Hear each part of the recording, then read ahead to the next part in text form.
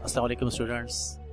अच्छा जी, मैंने जिस सीरीज़ का आगाज़ किया है अपने लेक्चर से, the basics of accounting for beginners के नाम से, इसका मेन मकसद या मेन पर्पस ये है कि बेसिक्स को स्ट्रॉन्ग किया जाए। यानी वो बच्चे जो फर्स्ट ईयर कॉमर्स में हैं और जिनका कोई पहले से कोई कॉमर्स का बैकग्राउंड नहीं है, स्पेशली अकाउंटिंग का कोई बैकग्राउंड नहीं है, अकाउंटिंग सब्जेक्ट का कोई बैकग्राउंड नहीं है, या वो लोग वो बच्चे जो जिनका इंटर जो है वो साइंस है, pre engineering, PG, pre medical, what ever, और वो अब बीकॉम में जिन्होंने बीकॉम को अडॉप्ट किया है या बीबीए की तरफ वो गए हैं और इनका कोई बैकग्राउंड नहीं है कॉमर्स का, स्पेशली अकाउंटिंग का, तो मेरी ये कोशिश है, ये लेक्चर उन्हीं लोगों के लिए है ताकि आप उनकी बेस स्ट्रॉन्ग की जाए। देखिए, अगर बेस मजबूत होगी ना तो आप आगे सरवाइव कर पाएंगे, वरना आप बिल्डिंग जितनी भी मजबूत बना लें, जितनी भी आप इसको स्ट्रेंथ उसकी कर लें, जितनी भी आप इसको मजबूत बना लें, लेकिन अगर उसकी बेस स्ट्रांग नहीं है तो फिर कोई फ़ायदा आपको नहीं मिलेगा।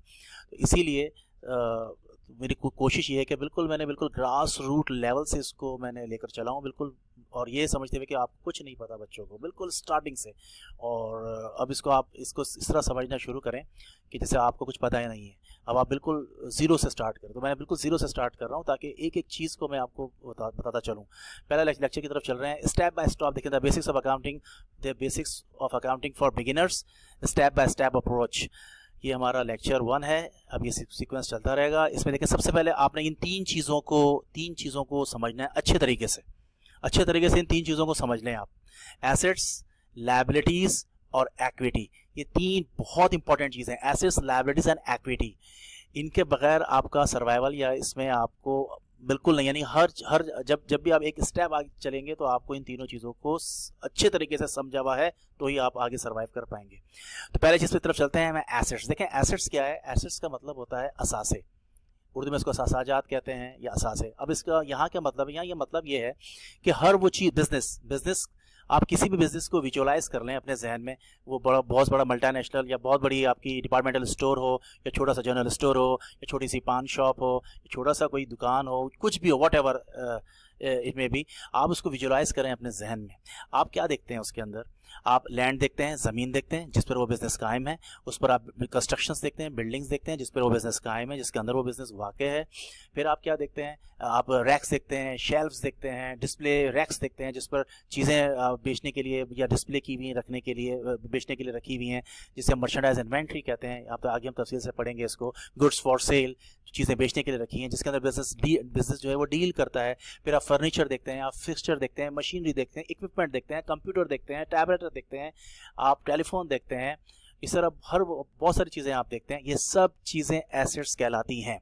मतलब ये कि हर वो चीज़ जो बिजनेस का हिस्सा है, जो बिजनेस की मिल्कियत है, जिसे बिजनेस ओन करता है, वो एसेट है। ये बात आप पहले जहन में रख लें। Each and everything that belongs to asset is called as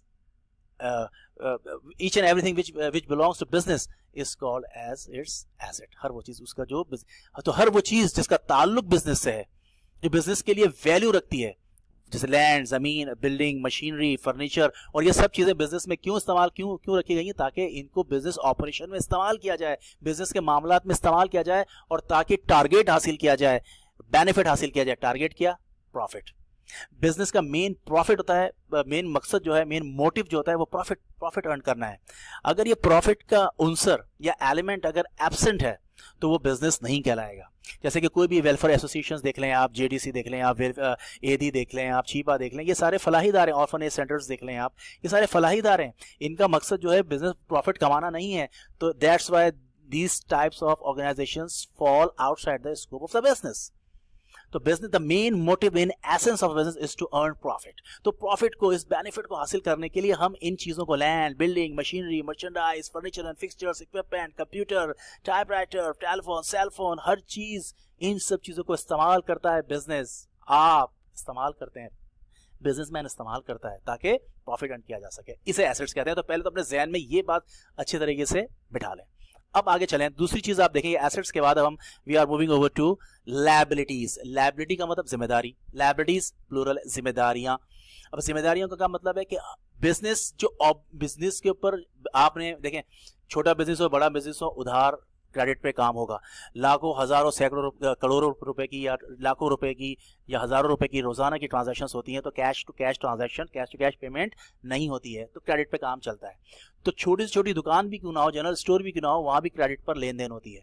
तो अगर आपने या बिजनेस ने अपने सप्लायर से गुड्स परचेज किए हैं, उधार पे पेमेंट नहीं की है, बाद में करेंगे, आपकी लायबिलिटी है, बिजनेस की लायबिलिटी है। आपने किसी से कर्ज लिया है, किसी से लोन लिया है, किसी शख्स से लोन लिया है, किसी कमर्शियल बैंक से लोन लिया है अपने बिजनेस में लगाने के लिए, बिजनेस स्टार्ट करने के लिए, बिजनेस के मामलात को चलाने के लिए, तो ये आपकी लायबिलिटी है। आप बैंक से कुछ वक्त के लिए कर्जा लेते हैं इन केस ऑफ इमरजेंसी, जैसे हम बैंक ओवरड्राफ्ट कहते हैं, बाद में हम इसको तफसील में बात करेंगे। तो हर वो चीज़ जो बिजनेस की जिम्मेदारियों में, हर जो लायबिलिटीज वो कहलाए, हर वो चीज़ कहलाएगी जो बिजनेस की, जिसे बिजनेस ने पे ऑफ करना है, जिसके लिए वो बिजनेस लायबल है। उधार पे माल आपने खरीदा, आपने पेमेंट नहीं की, आप लायबल हैं। आपने किसी कस्टमर से एडवांस से पैसे ले लिए और आपने अभी तक काम उसका नहीं किया, जब तक काम नहीं किया ये लायबिलिटी आपके सर पर मंडलाती रहेगी। It is called as liability. Liability आपकी है। You are accountable. A businessman will accountable for its such type of liabilities. आपने किसी कमर्शियल बैंक से, किसी मालियाती, किसी फाइनेंशियल इंस्टीट्यूशन से, आपने कोई मालियाती इदारे से आपने कोई आपने लोन लिया है, कर्जा लिया है, किसी शख्स से लिया है, आपने पे ऑफ करना है। You have to pay off in future some time at specified stipulated time period. तो it will be termed as liabilities for the business. Likewise we are moving over to the equity. ये equity है, ये equity नहीं है। Equity means मसावात, बराबरी, ये वो equity नहीं है। प्रोनाउंसिएशन, मैंने आपको पहले कहा कि प्रोनाउंस पे अपने उसको जो आपके प्रोनाउंसिएशन है ये बहुत मैटर करता है। मेरे पिछले लेक्चर्स के अंदर मैं आपको ये बता चुका हूँ कि प्रोनाउंसिएशन मैटर्स अच्छी तरीके से। ये इक्विटी है, it is pronounce as equity.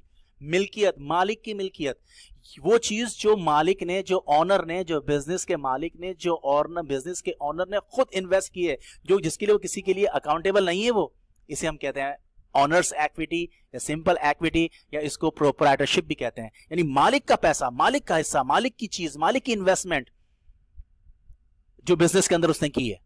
तो ये तीन चीज अच्छी तरीके से समझ लें। एसेट्स, दोबारा ओवरव्यू दे रहा हूं मैं आपको कि एसेट्स का मतलब असासे, जो बिजनेस में आपके हर वो चीज जो बिजनेस के लिए कारआमद है, वैल्यू रखती है, वो आपका असास है।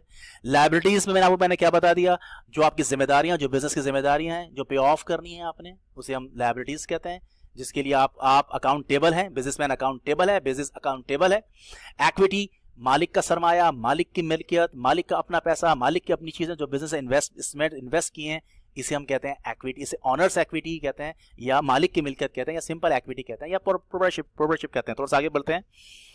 Now we are moving ahead. Assets की डेफिनेशन अगर आप देखें, एसेट्स की तरफ चलें, ये देखें एसेट्स क्या है। Assets are economic resources which are owned by a business and are expected to benefit future operations, और anything having a value for a business is called as asset. मैंने अभी आपको ये बताया, इकोनॉमिक जरिए, रिसोर्स का मतलब जरिए, जराए। क्या जराए, कौन से जराए? ये लैंड, बिल्डिंग, मशीनरी, ये एसेट्स हैं, ये जराए हैं। किस चीज के लिए जराए हैं? प्रॉफिट। मैंने अभी आपको बताया मेन बिजनेस का मेन पर्पस क्या था, main motive, main ambition of a business is to earn profit. Main motive of business is to earn profit. तो in order to earn this benefit we are gonna utilize all these land, building, machineries, inventory, furniture and fixtures, equipments, and blah blah blah blah. तो all this will term as assets. ये economic resources हैं, ताकि हम, और ये business own करता है, and we are expecting, तो हम इसे एक्सपेक्ट कर रहे हैं ताकि हम इससे फ्यूचर में प्रॉफिट कमा सकें। And we are expect to benefit and are expected to benefit future operations. Anything having a value, कोई भी चीज जो बिजनेस के लिए वैल्यू रखती है, वर्थफुल है बिजनेस के लिए, वो एसेट है। एग्जांपल्स देखें, मैंने आपको एग्जांपल्स भी आपको बताइए, अभी इसको बाद में हम इसको तफसील से पढ़ेंगे। इसमें देखें, cash, merchandise, land, building, furniture, equipment, account receivable. Account receivable का मतलब होता है जब हम किसी कस्टमर को, जब बिजनेसमैन किसी कस्टमर को उधार पे गुड्स बेचता है तो उसे अकाउंट रिसीवेबल कहते हैं। पैसे लेने हैं उससे हमने, ये हमारा एसेट है। तफसील से हम पढ़ने वाले हैं इसके बारे में, क्या एसेट है, कि उसके बाद में पढ़ेंगे। भैया आप सिर्फ अपना एक आइडिया जनरेट करें, क्रिएट करें सिर्फ, बाद में इस पर तफसील से गहराई में जाएंगे। अब हम we are moving over to, we are heading towards liabilities. दूसरा एलिमेंट लायबिलिटीज, मैंने आपको बताया, liabilities are the debts, debts, B silent. अक्सर लोग इसको गलत प्रोनाउंस करते हैं, debts, not debts, debts, B silent, debts. Liabilities are debts और obligations of a business. Accounts payable, loan, accrued expenses etcetera. Accounts payable का मतलब जब हम अपने सप्लायर से उधार पे माल, बिजनेसमैन उधार पे माल खरीदेगा, अकाउंट्स पेबल कहते हैं इसे। लायबिलिटी है, पे ऑफ करना है, we are accountable to him, we are accountable to our suppliers, we have to pay off the money for which we are indebted. Loan, आपने किसी बंदे से लोन लिया, किसी बैंक से लोन लिया, किसी कमर्शियल बैंक से, किसी फाइनेंशियल इंस्टीट्यूशन से आपने लोन लिया, तो वो आपका लोन देना है। एक्रूड एक्सपेंसेस, इसका मतलब ड्यू बट नॉट पेड, आपकी वो एक्सपेंसेस जो आपके ऊपर ड्यू हो गए, आपने पे नहीं किए, आपके 10 तारीख हो चुकी है, आप अपने एम्प्लॉयज को आपने अभी तक सैलरीज पे नहीं की हैं, आपने पे करनी है तो करनी पड़ेंगी, या एक्रूड सैलरीज, ये लायबिलिटी है अपनी, ये आपके पे करनी है हर हाल में। आगे चलें, तीसरा और लास्ट एलिमेंट है हमारा जी कैपिटल कह लें इसको, ऑनर्स इक्विटी भी कहते हैं। Resources invested by owner are called capital, it is also called owners equity और proprietorship। मैंने आपको यही बताया कि मालिक की जो अपनी, फॉर एग्जांपल एक मालिक आपने बिजनेस स्टार्ट किया 10 लाख रुपए का, उसमें 7 लाख रुपए आपके अपने इन्वेस्ट किया आपने और 3 लाख रुपए आपने किसी बैंक से कर्ज ले लिए, तो जो 7 लाख रुपए, as far as this 7 lakh rupees are concern, for which you are not accountable to anyone, to any bank or to any person, it is called as your capital, सरमाया, मालिक मिल्कियत, इसीलिए हम इसको ऑनर्स की इक्विटी कहते हैं। तो ये आपका कैपिटल है। होप आपको बहुत अच्छी तरीके से समझ में आया होगा। अगले लेक्चर पे हम फिर मिलेंगे। अब हम गहराई में जाएंगे, अब हम तफसील से पढ़ेंगे नेक्स्ट लेक्चर में कि एसेट्स क्या होते हैं, लायबिलिटीज क्या होती हैं। ये देखें नेक्स्ट लेक्चर में हम पढ़ने वाले हैं एसेट्स होते क्या हैं, इनकी टाइप्स क्या हैं, इनकी मजीद हम गहराई में जाने वाले हैं। लेकिन उनके लिए उससे पढ़ने के लिए, पहले पढ़ने के लिए आपको अपना पहले कॉन्सेप्ट जनरेट करना पड़ेगा। तो अपने जहन में 3 चीज़ों को पहले क्लियर कर लें। ये 3 चीज़ों मैंने जो आपको बताई हैं, 3 चीज़ें बताई, वो क्या है आपके पास, जरा दोबारा देख लें। Liabilities, assets, liabilities and capital. Exactly बिल्कुल, मुझे बिल्कुल यकीन है कि आपको बहुत अच्छी तरीके से समझ में आ रहा होगा। Assets, liabilities and equity, capital कह लें आप इसको। तो बहुत अच्छी तरीके से इसको समझ लें ताकि आपको आगे वाले लेक्चर्स में और अगली आपकी कोई भी क्लास में हो, आप किसी क्लास में भी जाएं, आपको हमेशा आपको ये हेल्पफुल रहेगा, क्योंकि बेस अगर स्ट्रांग है तो ही आप जो आगे सर्वाइव कर पाएंगे। इंशाल्लाह अगले लेक्चर में फिर मुलाकात होगी। बहुत ख्याल रखिएगा, टेक केयर, बाय बाय, सी या।